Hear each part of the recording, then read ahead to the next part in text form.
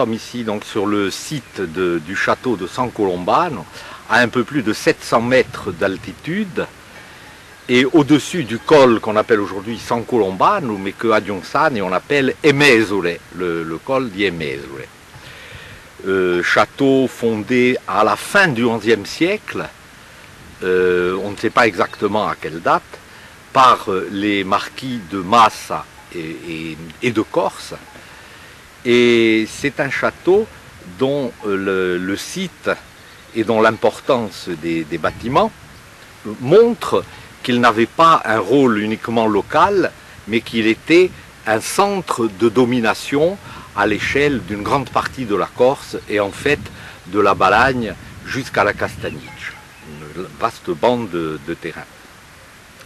Il est idéalement situé pour commander tout un pays.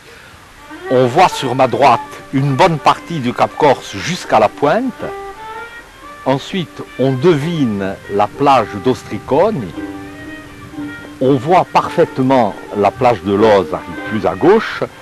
Ces deux plages servant de petits ports pour le commerce des navires avec le continent. On voit plus loin très nettement l'île Rousse qu'on appelait Insula Aurea, l'île d'or. Il n'y avait évidemment pas de ville, mais c'était certainement aussi une cale, une marine.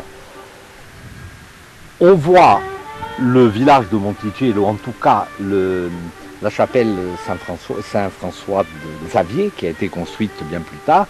Et on voit sur la gauche la pointe du mont Sant'Agno, sur laquelle était construit un château de même importance et de même origine que le château de San Colombano, et je dirais de même époque également.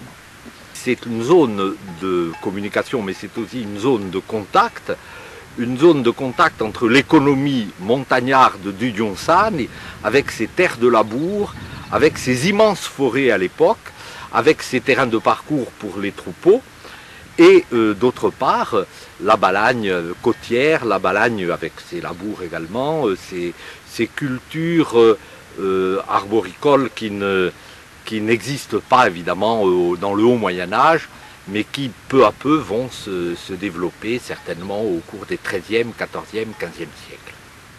Voilà, une belle ruine qui intéresse le village de Nové, là sur ma droite, le village de Palasca sur ma gauche et le village de Olmicapé là derrière moi, car c'est sur ce piton rocheux que convergent les limites de ces trois communes. Ce qui montre une fois de plus, ce qui illustre une fois de plus l'influence très étendue du château de San Colombano.